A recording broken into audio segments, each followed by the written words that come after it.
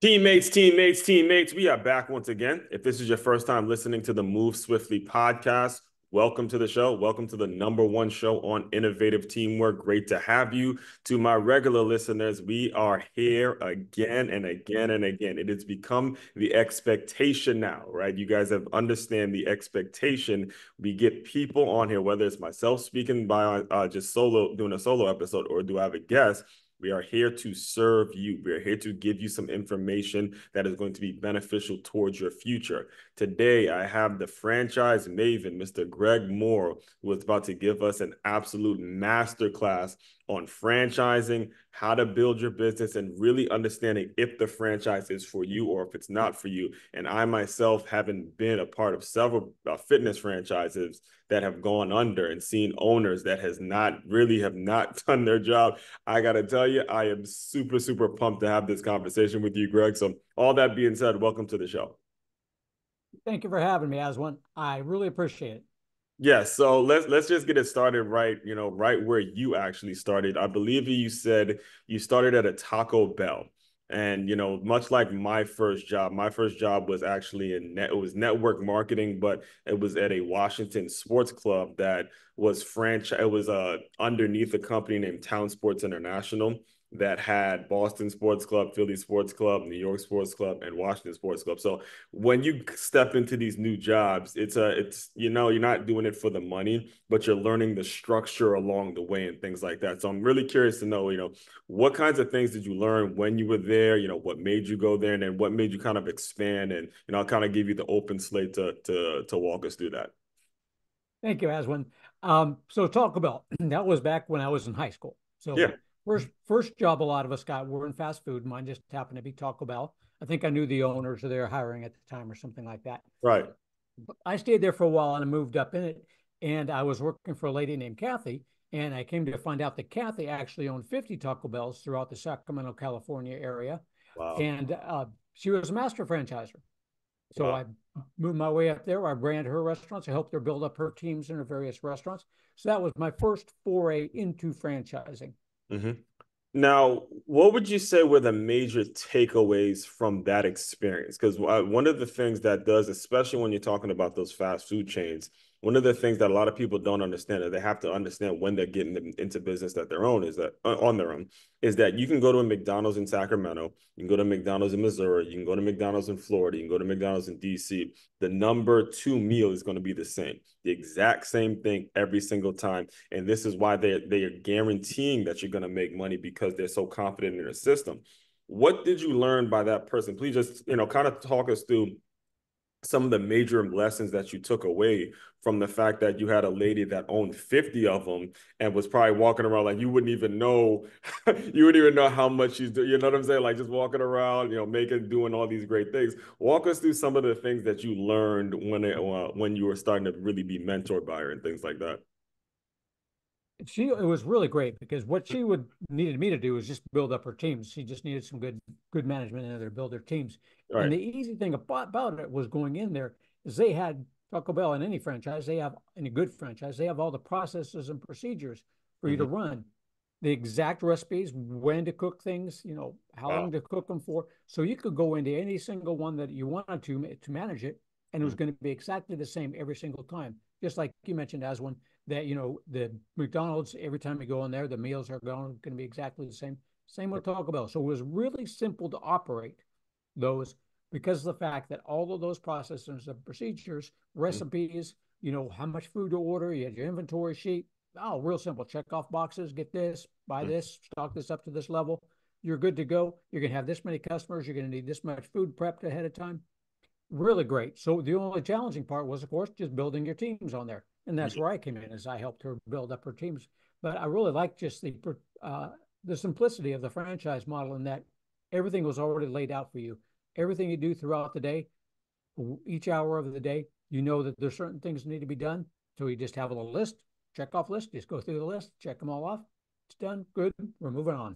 Yeah, you actually already beat me to it because I was that was going to be my next question is the challenges now. Because I again, as many franchises, particularly in the fitness world that I've been a part of, I would say this all the time about a previous owner that I was working for with a company named Nine Round, that if he bought into the franchise, and I would always say if the franchisors saw you every day, they would ask for their money back or they would try to replace you. Okay. So please talk to us a little bit about the challenges you see when it comes to building these teams, because just because you have the money or just because you may have put your 401k, like this particular owner, he paid for the franchise with his 401k. So you would think he had more urgency in terms of making calls and getting people in. But again, we won't even talk about that. But speak a little bit on the challenges when it comes to the people that you and the teams that you build and things of that nature. Yeah, that's a great question there, Aswan. That's the one thing when you're running a business, because that was probably the most challenging part, is that part is up to you. So the franchise can put everything in place, you run everything the way they've got it outlined. But when it comes to the people, you got to be real careful about who you're hiring and who you bring in on that, and then have a way to build up that team. When I looked at it, when I looked at the people that I brought in, Right. and if you have non-skilled workers, you're going to be doing a lot of hiring because obviously unskilled workers, they easy to find, but they have a tendency to move on pretty quickly to other things. So what Okay, you need to well, look. because I have to pause you there because the acronym for this show moves swiftly. The acronym of swiftly is skilled workers, well-informed workers, front team workers, and the LY stands for lift yourself. So I want you to kind of define what you mean by skilled workers when it comes to who you're hiring. So that way people know in their mind, am I a skilled worker? Am I someone that can run their own business? So what do you mean, particularly what do you mean by skilled workers? So skilled workers are ones that have some sort of knowledge about what you're going to do.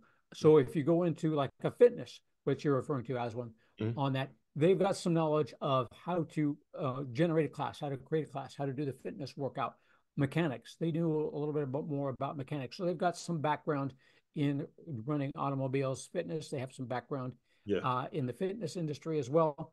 When you come to some of the fast food places, most of the people that I hired on the front line of that was simply, college students that just Yeah, need a little extra money. that's right. Mm-hmm. Uh, you know, high school students, housewives that were bored on that one. But what I really look for is to make them skilled, is I Yeah. wanted them to become skilled. So I was looking for people that, there are some times when you just needed to fill positions and you just wanted to make certain you had a good, outgoing, really friendly person. But what I look for is people that wanted to learn the skill and wanted to become more skilled with what they did.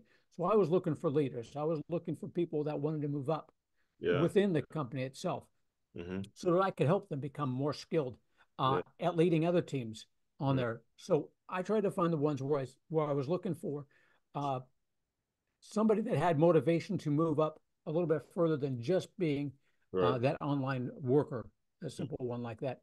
So that's what I think it really helped when I was building up those teams is Yeah. when I was doing the interviewing, Hmm. is I would find out from them who wants to be, you want to move up into management, you want to learn more skills. I'm going to teach you those skills. I'm going to do that. But I'm looking for people that are motivated to do that sort of thing.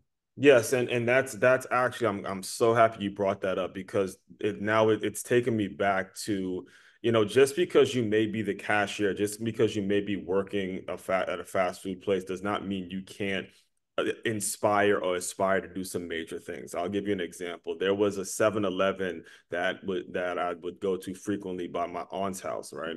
And I would go in the 7-Eleven, and then sometimes the cashier is just whatever, doing what they got to do. Just get your coffee and please leave. I don't feel like talking. They're on their phone. They're just doing whatever. Till one day I went to the 7-Eleven and this lady's asking me, how's your day? What type of coffee do you like? What are you doing up so early? This, down, the third. And then I looked at it because this was actually when I was just starting my podcast. And I'm like, man, thank you for that. You really kind of made my day. And then she looked at me. She goes, look, I learned you have maybe 7 seconds to affect someone's day when they walk in here. So I'm going to do whatever it is I got to do. And I did a whole podcast episode about just her, the girl working at a 7-Eleven, which is one of the most recognizable franchises. And if you do that with enough people, you can develop your own brand, you can develop your own style. and you have your certain uniqueness to you. So, that leads me to asking you, when it comes to teaching these skills, what types of things did you try to inspire your employees to do, inspire the team to do, to make it so that, listen, people recognize these things. Listen, people are going to be, whether they're coming in, they want a chalupa, ask them, okay, great. Do you want this with that? What kind of sauce you want? Speak to us a little bit about some of the stuff that you did to train them to develop these people skills. First off, is I did train my people Mhm. in and of itself. I got to know them. You Yes. treat your people right, your people are going to treat the customers right. So I Number. got to know them. What are they doing? Where do they see themselves going? What are they doing right now to try and improve their selves to move Hmm. up in the world? On that, it didn't matter whether they're in high school, whether they're in college, whether they're housewives, whatever it was. I said, what are you looking to do? What does your future look like, and how can I help you get to where you want to be? Right. So as part of that is helping you get to know your team and finding out what their aspirations are and help them build up. And Hmm. then you relay that to your customers. So now you get them, just like you said, as when you have them talk to the customers, when the clients come in, don't just take their order. I mean, Hmm. during the lunch rush and that sort of thing, it is a little bit of a challenge too, when you got people moving in and out, a little bit of a challenge sometimes in those fast food places to really Yeah. get to know your people. But Right. like you said, those nice comments like that. Oh, it's great to see you again, as well. Mhm. I remember you came in just the other day. Are we going to do the three tacos again today, or would you prefer a burrito this time? You Yeah. know, Yeah. get to know them just like that. I said it just takes a few seconds, Yeah. but firstly, you just get to know your employees, find Hmm. out what their aspirations are, set them on a course to build them up, and then just push that on, have them relate that to the customer and say, now talk to your customers the way I talk to you. Hmm. What are you doing? How's your day? It's good to see you again. That sort of thing. It really builds up a good team environment, and the clients, your customers that come in, they it's more personal Yes. when they do that instead of just a simple transaction. Here's your $5. Here's my three tacos. Yeah. We're gone. We're out of here. Now it's something like, oh yeah, I got to go talk to Greg. Greg is and see how Greg's doing on Yeah. there. And it really helps. It really helps build Yes. a loyal base of clients. Yeah, and even if you don't comment every time, I remember actually there was a Wawa after my workout. I would go to a Wawa, get oatmeal every day. One day I didn't get oatmeal. The manager comes out and looks at me, no oatmeal today? I'm like, oh man, thanks for noticing. Again, Yeah. not anything, but it's like, oh, not getting oatmeal today. All right, well, I'm like, all right, cool. I'm gonna go back and I'm gonna go in that store, get my gas, get my meals, because that's how you build community, folks. That's how you build certain things, and you make it so you are more important. People want to be a part of that, and that's how you grow as a person. And that kind of leads me to the next thing I want to ask you is, now that you have, like, how did you develop your own, is it a consulting firm? I know you have your own books out, you're an author now, you host a lot of stuff. When did you start to branch out on your own to start developing your own company and your own style of doing things? And how does how does the whole thing work? Well, amazingly enough, it took me 30 years to start branching out on my own after that. I went into restaurant management for about 15 years. I'd managed another restaurant, a Lions restaurant, kind of like an upscale Denny's in Northern California. Mm-hmm. I went on to become a microelectronic circuit engineer. I got a degree in electrical engineering and physics, got a master's degree in business, bought dry cleaners with another engineer friend of mine, bought storage units, did rental properties. Mm-hmm. Uh, but then after about 30 years in the corporate world, left there. My friend who owned the other half of the businesses that we own, I sold my half to him. He left as well, the corporate world. At that point in time, I said, I've got to do something for myself. Mm-hmm. I read Robert Kiyosaki's book, Rich Dad, Poor Dad. So Here really we my focus. go. Hold on, I gotta pause you there. Here we go again, listeners. This Yeah. book has literally been mentioned at least not maybe 100 times by myself, but again, we have another guest that has decided. Robert Kiyosaki, Rich Dad Poor Dad. I'm telling you, Greg, I that is like the Bible for that. Every one of the listeners know I absolutely love that book. And again, the more guests I have on, they talk about Rich Dad Poor Dad. Again, if you have not read that book, if you've not read that book, you are missing out. It's incredible, incredible, incredible read, man. So listen, I'm glad you brought it up, because it is such a powerful, powerful read in terms of how you go about thinking about money and ultimately how you think about going about your life. So, go ahead, go ahead. I didn't mean to cut you off there.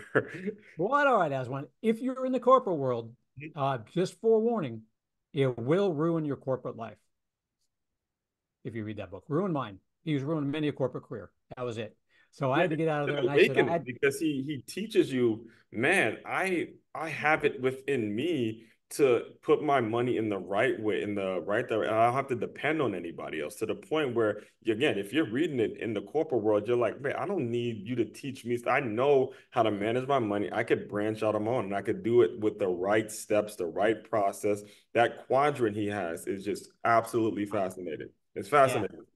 Fascinating. I love Trading that. it is absolutely fascinating. Yeah, it was. So yeah, that was it. So I left, and then I said, the most fun I had running a business was when I had that when I was doing the Taco Bell. So I said I got to get into the franchising thing, but I don't know how to do it. So I just started went and click happy on all these different franchises on the internet. Hmm, Finally found a franchise consultant. Who knew they existed? I didn't at the time. It was exactly. about 12 years ago, and he steered me towards a Schooley Mitchell telecommunications consulting franchise, which I got into. Dennis Schooley, who runs it, really set the stage for how franchising works. Great training, just like back when the Taco Bell days. Great training, step-by-step process. Here's how you do it. So I did that for a couple of years, but I really liked what that franchise consultant did. Mm-hmm. Because even with Schooley Mitchell, I was, going around from business to business in the Austin, Texas area, helping Right. them with their telecommunications need. But I liked what the franchise consultant did, which is work from home. And then Mm-hmm. I get to work with people all over the United States and really actually all over the world. Right. So I went back to the franchise consultant. I said, teach me what you do. So that was about 10 years ago. And I haven't looked back since. And that's where I started getting my consulting business going and just started working it on up from there. Right. So can you kind of walk us through a little bit about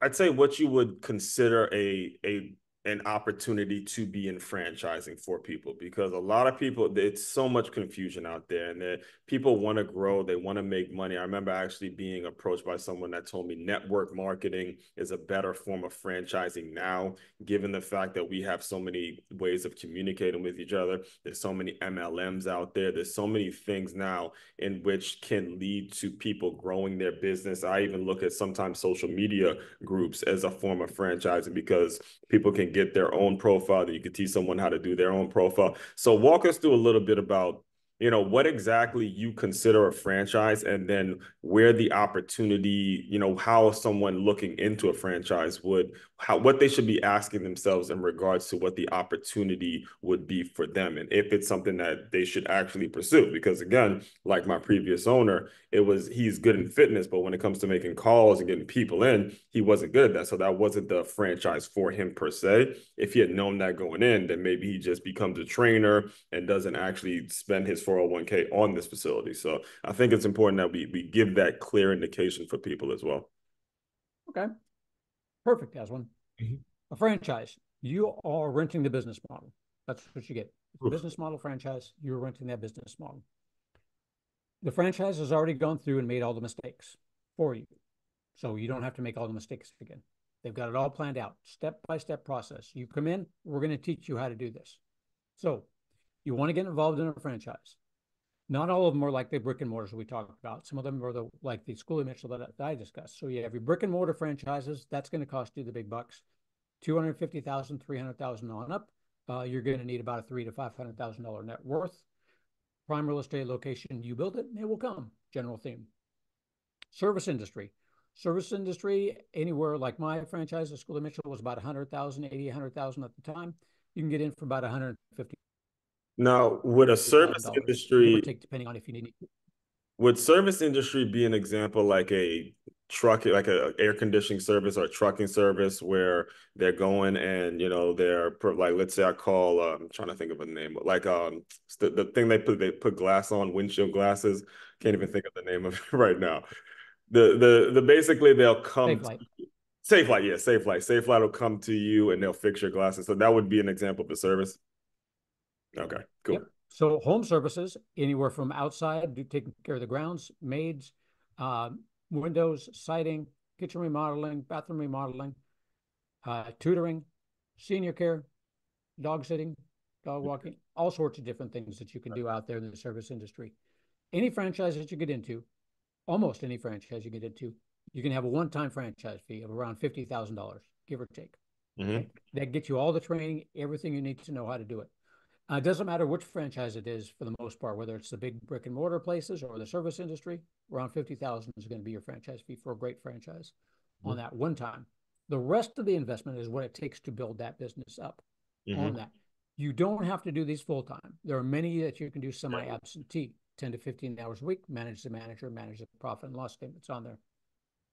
It's pretty easy to get a loan for franchises because they have that proven track record of success on there. You are going to learn, you don't have to know the industry that you want to get into, but you just have to have interest in it. Yeah. So to figure out which one you really like and what part of the process that I take people through is you really have to look at where have you been? So where have you been? What skill set, what's inside your brain? What skill set do you bring to the table? And then figure out what skill set is that franchise looking for. So your friend over there, the skill set that they were looking for on that franchise was for him or her to be outgoing, to be able to make the phone calls, to be able to bring in the clients if they're going to work on the business, building it up. If you don't want to do that, if you don't like doing that, but still like the franchise, you just need to realize that you will be hiring somebody to do that for you. Well, that can be done, not quite easy. Next thing to look at is where are you at now? So how much time do you have to invest? And how much money are you willing to invest? Not how much money you have to invest, but how much are you willing to invest in that franchise itself? Each franchise is going to have in their documents the minimum net worth requirement.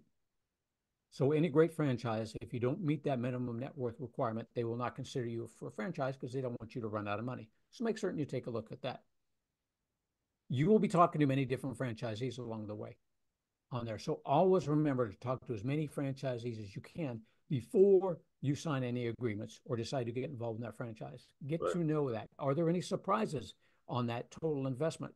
Did you have anything extra that you had to pay? How long did it take for you to start bringing in money? How much did you bring in? How much do you bring in? And really, what do you have to do to get it?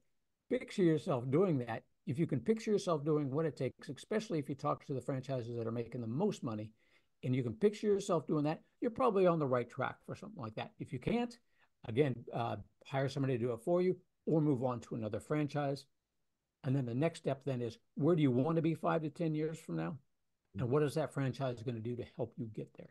Yes, and I think it's very important that I don't want to brush over what you said in regards to it's you renting the business model, okay? Because a lot of people get into it and they're kind of stroking their ego, calling themselves a business owner, which again, technically that's fair, but you're renting a business model. So you got to be very, very careful that you didn't just pay to have another job versus you actually going and owning a business and making all of the decisions that you would want for your business. So that is a very important distinction because you could lose a lot of money and then find yourself in a very difficult place if you don't make the right decision and do your proper research. And that leads me to asking you too, is let's look at it on the flip side. You know, if someone's doing well in business, or I'm not sure if you actually offer this, but do you offer any advice or any consolidation for people that are thinking about taking their business and going franchise? You know, like, again, I see a lot of it in the fitness industry or even when it comes to my thought leadership world, the books I have, there's people who may have a training service. Like I'm going to take this concept and instead of just selling even actually my first job, I was with Cutco while I was working at the gym. I was with Cutco selling those kitchen knives and, you know, they have something that higher above them that's called vector marketing. And it was just about giving the reps the ability to go and sell kitchen knives. But, you know, you say vector marketing, kitchen knives, it really didn't have much to do as opposed to them going franchise. So do you counsel people on if they should actually take their business franchise, or do you just stick to the people that are interested in buying into a franchise? Yes, I help them turn businesses into a franchise as well as one, and I've done it to a few different ones, and I will coach them on that.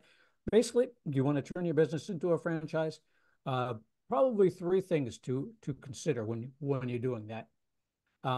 One, first off, you want to be making some pretty decent money at that if you want to attract more people.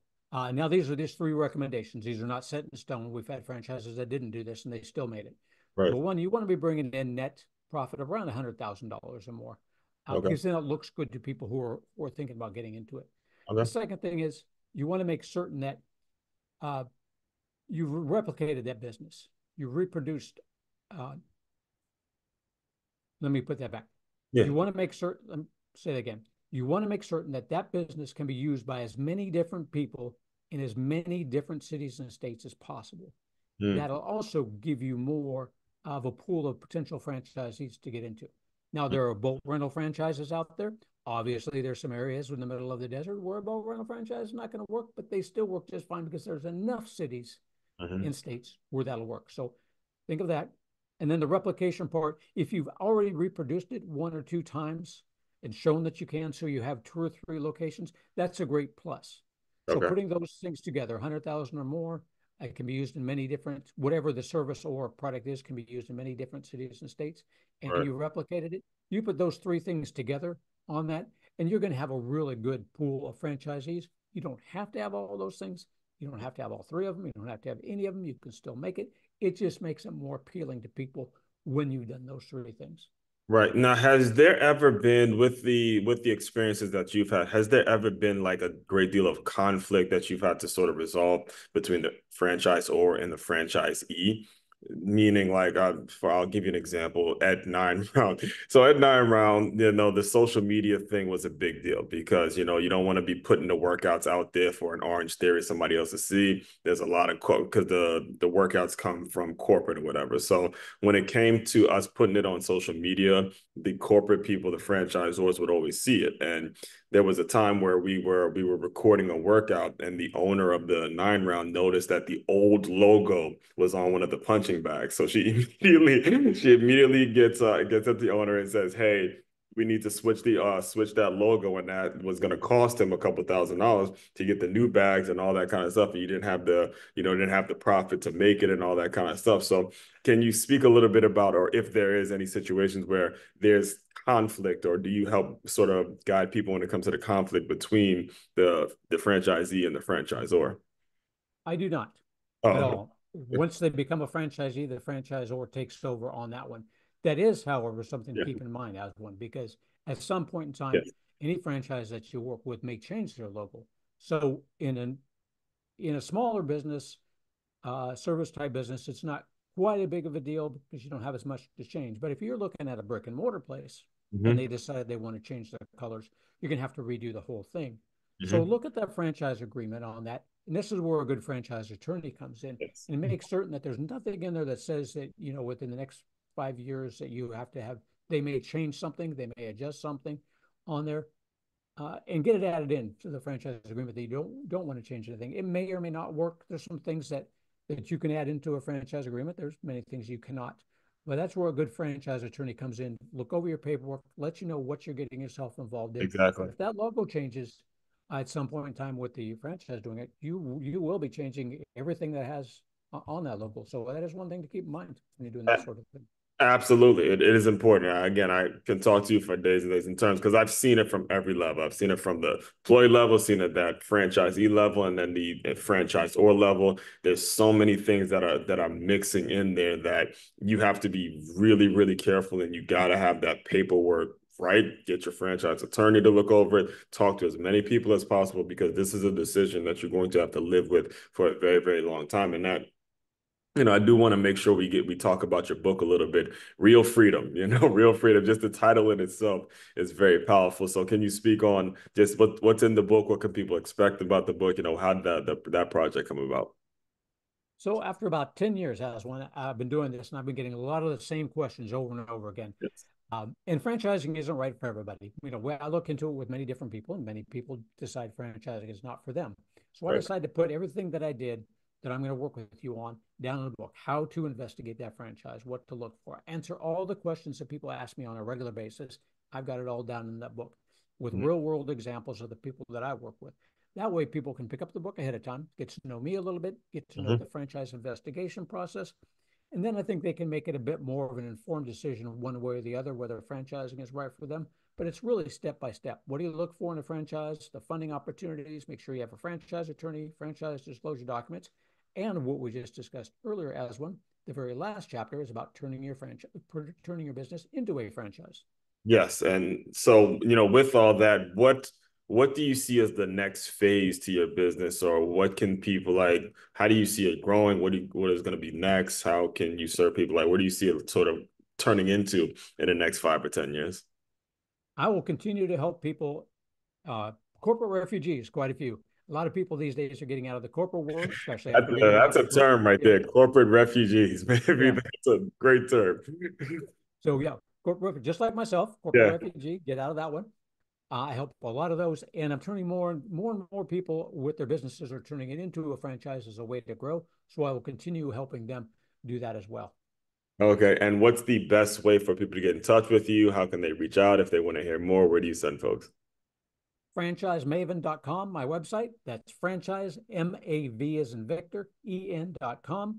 Email me at greg@franchisemaven.com, or just pick up the phone and give me a call at 361-772-6401.